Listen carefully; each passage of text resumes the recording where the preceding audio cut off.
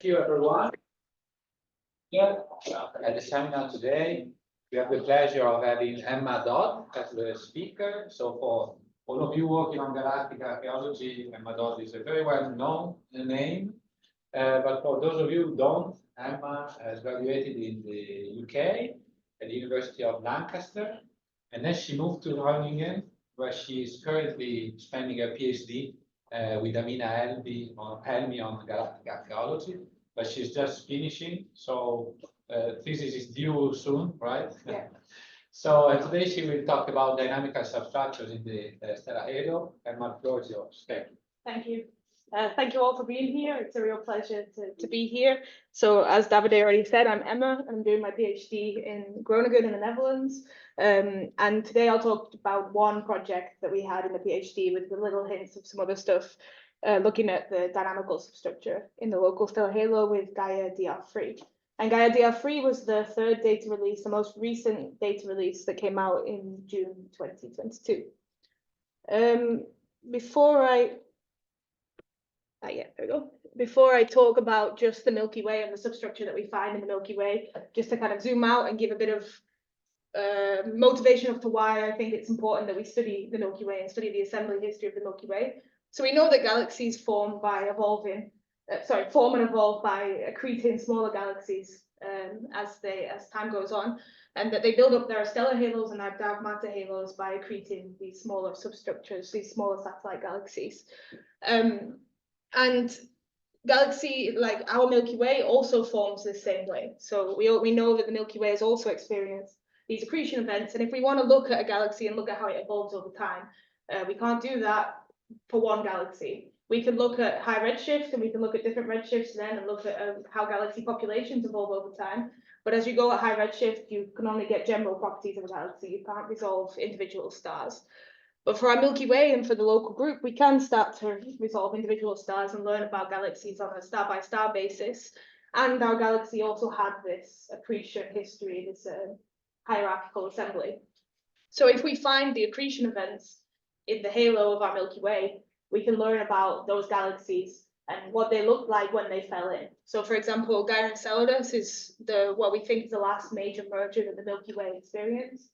And this fell in around 10 billion years ago, we think, and that corresponds to around a redshift of 2. And because when the galaxy is accreted, it's quenched and there's no more star formation, then the properties of those stars that you can find gives you a star-by-star view of a redshift 2 galaxy, which is something that you can't get when you go and observe at redshift 2 at the moment. So even if you're interested in high redshift galaxies and how they evolve, studying the Milky Way and finding these substructures and the accretion is still very important. So if we want to do that for our galaxy, for the Milky Way, and try and find these substructures, we have to look at how satellite galaxies accrete. So this is an n-body simulation of a small satellite in red being accreted into a Milky Way-like galaxy. And at the beginning, the stars are stripped along the orbit that the satellite galaxy is on, and they form a stream. And this is something like what you would see for the Sagittarius dwarf galaxy that's now a stream on the sky that's wrapped around the galaxy a couple of times. But over time, the stars spread out further and further along this orbit and become what we call a phase mixed stream. So they're no longer spatially coherent on the sky, but they are, if you look in a small volume, they're moving with the same velocity and moving still along this same orbit that the satellite fell in. So we can use that property to try and look for accretion events that happened in the Milky Way. So I'm showing you here now a similar setup to that on the left, and it's the final snapshot of how a galaxy would look, a satellite, if it fell in the Milky Way-like potential and was allowed to disrupt for 10 billion years. And you can see that spatially on the top, maybe I should use this, spatially on the top, it's not coherent as a stream on the sky, but if you look in the integrals of motion space, which are these properties that remain conserved along an orbit and with time, you can see that they form a clump in the space. And energy that we see here is a true integral of motion if you can assume that the galactic potential is time independent, which is a okay-ish assumption that we can make about our galaxy. And then the angular momentum are good proxies for integrals of motion. So we know that stars will spread out in this space in a Milky Way-like potential, but they still remain fairly clustered that you can look for clumps in this space. And if I add on 2 more accretion events on different orbits, you can see that spatially, if you were to have a solar neighborhood volume, so let's say we're around here at the sun and you select something like this, you wouldn't be able to spatially tell apart that these stars are from different substructures, but if you look at their intervals of motion, you can. And if we want to then get those intervals of motion, we want to get that information for the stars in the Milky Way, we need 60 information. So we need the positions on the sky, we need the distances, we need the proper motions, and we need the line of sight velocities. And with Gaia, we now have this. So with Gaia DR3, we have 33 million radial velocities. The previous data release had 7 million, so it's a big increase. And we have increased astrometry and photometry, and then also with Gaia DR3, we also got chemistry, which is something that wasn't there before. And so we went back to look at the local halo and to calculate these intervals of motion for stars using Gaia DR3 data. And I said that we needed distances and line of sight velocities, and the distances is something that really limits us. So you can see here like an artist impression of the Milky Way, and you see this red circle here, which is the volume that we're probing. So with Gaia, if you want to invert the parallaxes to get an accurate distance, you can only do that within a small volume around the sun. So we're only sensitive to accretion events that deposit their debris on orbits that will come within this volume around the sun. But if you do that and you select halo stars within this volume, you end up with around 70,000 stars. And this is them in that 3D integral of motion space. So sorry, the quality is not great, but this is energy, the Z component of angular momentum and the perpendicular angular momentum here. And you can already see some kind of substructure, some kind of clumping by eye, but we wanted to have like a robust way of trying to find the over-densities in this space. So we could try and characterize what substructures are there and then learn whether they're accretion events or what they relate to. And in the past, a lot of work has been done selecting boxes in this space, but the clustering algorithm that we've now developed, we think is a more robust way of doing this instead of just selecting boxes or using black box clustering algorithms that have parameters that you have to choose without motivating why. So to describe a little bit the clustering algorithm that we have, it's quite simple in essence. It's based on the single linkage algorithm. So for every step of the linkage, it's joining the 2 closest components together. And it does this until all the stars in this 3D space are joined together. But then you have to decide when to stop linking. So when do you say that this cluster should be joined to this cluster or group or whatever you want to call it, or when do you leave them apart? And in the past, if you use things like HDB scan or different clustering algorithms, you set some parameters and this tells you when to stop the linkage. But it's always quite arbitrary of how you choose that. It's not kind of controlled by the data. So what we wanted to do was to assess how we could do that using the data. So using significance. So what we do is that at every step of the linkage, we take the stars in our group, our little cluster, sorry, and we take the number of stars in that same region in a random halo set. And this random halo set is generated from the data where we shuffle 2 components of the velocity. So we should break the substructure that you see in this integral of motion space. And we make 1,000 random halo sets and average over them. And this, when you compare the number of stars in your cluster at each step to the number of stars in this random halo, gives you a measure of your significance. And we do that at every single step of the linkage, and you extract the clusters when they reach their maximum significance. So you let them grow, but you don't let them grow beyond so that they start adding noise. And that's the idea. And you end up with something that looks like this for the local halo. So again, it's this integral of motion space, energy, Z component of angular momentum, and perpendicular momentum. And there are 91 clusters here if we take a cut of 3 sigma for the significance. But we don't think that these are 91 individual substructures. So the next job is to then join these together and figure out which clusters here are what we then call groups. So a single accretion event or a single in-situ substructure like the hot thick disk, for example. So the first step in joining them is to look at how close they are. So I said that in the beginning that when you have an accretion event, it deposits the debris along the same orbit roughly, and so you have this clump in interval motion space. So things that are close in this space are on roughly the same orbit. And so you can start to join them based on how close they are in this 3D integral of motion space, and you get something that looks like this. But you have to take into account the stellar populations of the clusters. So when you're joining two clusters together, you have to look at whether they have the same metallicities or the same color magnitude diagrams, the distributions of the colors, because you don't want to join things that you think are different substructures, because that's not the idea of what we're looking at. We're trying to see how many substructures contribute to the local halo. So for the clusters, we join them into groups that you can see here, and there's a couple that are kind of left out that you can see dotted around that are close to these bigger groups. And that's because we don't have enough metallicity information to make the join. So maybe they are likely to be related to these other bigger groups, but we can't say so with the information that we had at the time.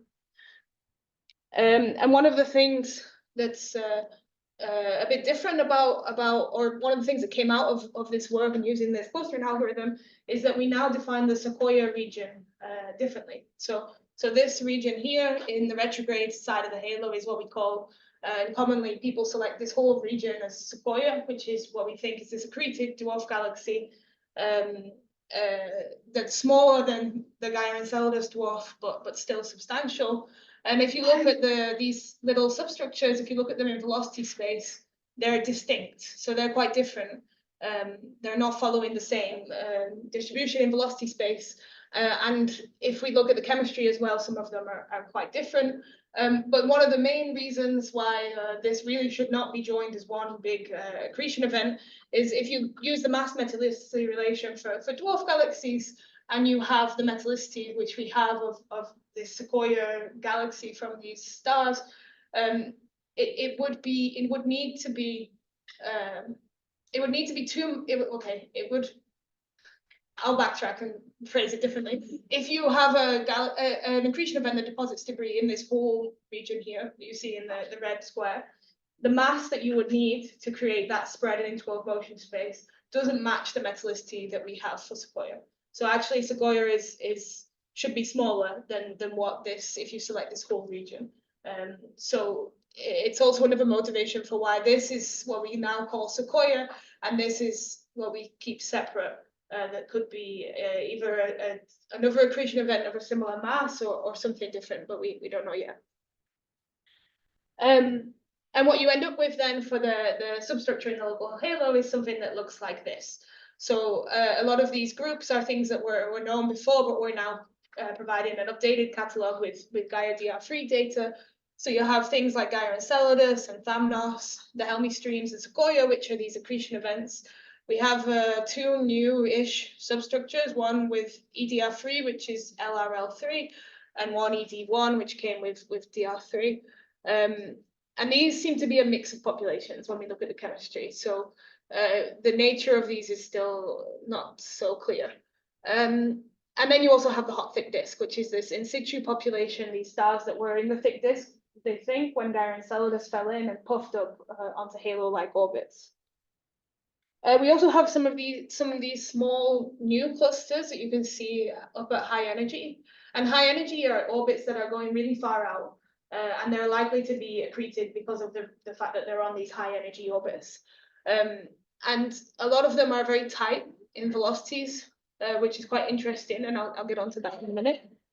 But before I do, I'll just talk a little bit about the groups and what we see for the groups. So these bigger substructures that I mentioned. And we find them using just the dynamics, and then the idea is that we then characterize them using the chemistry.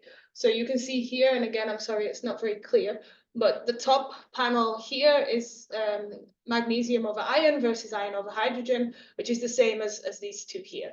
And this is to give you an idea of where the accreted stars fall and where the in-situ stars fall. So accreted is here, and if you could read the labels, it would be easier. Sorry about that. And the in-situ stars are on this side. And then if you look at our substructures in the local halo, you see that there's this accreted track of dwarf galaxies that are, so because they're smaller, they turn over quicker in this space, and then the in situ stars continue on this track in this chemical space. And you can see the same down here, which is another space that's used to separate accreted versus in situ stars. And so we can use the chemistry then to learn about these substructures and kind of try and interpret their origins and things about them.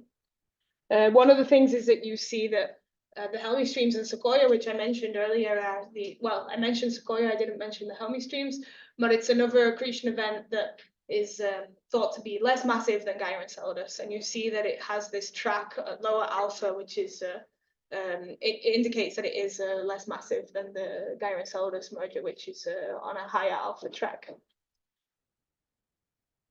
I mentioned that there was those small clusters that were interesting. So just to show you a little bit about them. So when we did this work, we had APOGEE DR3 abundances. And so only for 4 stars did we have chemical information. And some of these we think could be disrupted globular clusters. Some we think are probably related, the high energy tails of the Gaia Enceladus merger. And the way to kind of figure this out, the best way is with chemical abundances, which was at the time limited, but now with Eduardo's recent work, we have a clearer idea. So you can see here ED2 and ED3 that's circled, and you see that there is this tight metallicity for ED2, so not a big spread. And for ED3, it's a bit more unclear, and maybe it's related to the what's in the background in blue here is one of these other substructures that's slightly higher in energy that could be related. And actually, at the same time that Eduardo was working on this, we also were trying to follow up these different smaller clumps and get chemical abundances. So we can see that ED2 again has this small spread in metallicity, and then you see that the rest are a bit more spread. But this is very preliminary. We're trying to use these now to try and understand these different clusters. And I already mentioned that, so I'll go on. So I talked about ED2, and it had this small spread in metallicity, and this is the blue points are the stars, how they look today. So this is when we observe on the sky, this is where the ED2 stars are. So it doesn't look like a stream. I told you that we think that some of these are disrupted globular clusters, so ED2 is the one that we think is a disrupted globular cluster. And if you're doing the studies that are normally done to find these streams from disrupted globular clusters, you wouldn't find this because it's not a stream on the sky. But if you integrate the orbits backwards, oops, why did that not play? Oh no, sorry. Okay. If you integrate the orbits of these stars back and forward and watch how it evolves, it does then more resemble these thin cold streams. It's a bit thicker than the typical globular cluster streams. But the reason that we see it on the sky as we do today is just because of the fact that we're finding this sample within a small volume around the sun. And this stream, it's got a higher dispersion and a higher width than typical globular cluster streams. So this is why we really need the chemistry to try and figure out where this has come from and whether this is whether it is the disrupted globular cluster. One of the things that we did is we tried to check its association to other known structures, so other known globular clusters. So you can see here the ED2 stars, and you see that the points here are different globular clusters. And NGC 3201 and 6101 are the ones that come closest in the orbits, but they're offset in LPerb, which means that they're not exactly on the same orbit, and they would never, if you integrate the orbits, they're never going to actually line up. And actually, the metallicities also of 3201 is off from the -2.5 that we get for ED2. And also for 6101, it's off, but you can check a bit better if you use the photometric metallicities that came with the Gaia DR3. We now have these low resolution spectra for lots of stars, and people have found a way to use that to get photometric metallicity. So you can look at homogeneously then the difference between ED2, which is in black, and 6101, which is in red. And the other thing that you can do is look at whether they're associated to different streams. So the squares in this plot are different streams that are on similar orbits, and which ones come in the solar neighborhood. But even the ones that come in the solar neighborhood are offset in distance when you look at the orbits. So also we don't think that it's related to these. But in context, what does ED2 actually tell us? So I told you that it's a -2.5, and it's got a higher velocity dispersion and a larger width than typical disrupted globular cluster streams. But there are other streams like C19 which also show this. So C19 is a stream that's very metal poor, -3.4 dex, below the metallicity floor of globular clusters. And it's a stream that was found to have the anti-correlations that you see in globular clusters, but it's hotter dynamically than what you expect. And there are more of these streams that are being found, and it begs the question of where did they come from? Are they disrupted globular clusters? Are they something else? How did they get this hot dynamically? And I think that we need more information to be able to answer these questions. So as well as that, I guess I can talk for a little minute maybe about what else we can do with these substructures. So we find them, and then that we know some more about the local halo and how it built up. But the idea is then to use that to really learn about the accretion history.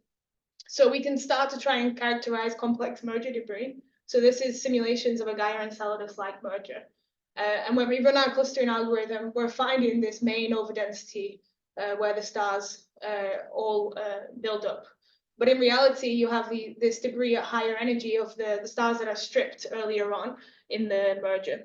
And so if you have chemical abundances, you can start to try and link these to the main body of Gaia Enceladus, which is what we're trying to do with those smaller substructures at high energy.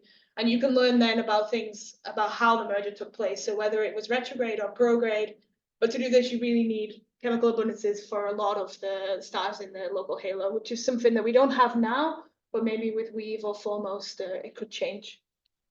And another thing that we're working on is you can also, when you have these substructures, you can fit the CMDs of these substructures to try and derive age distributions of the stars. And so then you can learn about the timing of mergers, which is something that we don't have a lot of information of at the moment. Tomas Rizlara did this for the Helmi streams, but we're trying to do this now for Thalamus and Sequoia. And I'll leave my summary up, and yeah, thank you very much for listening.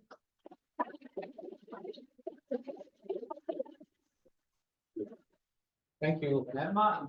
Please, questions.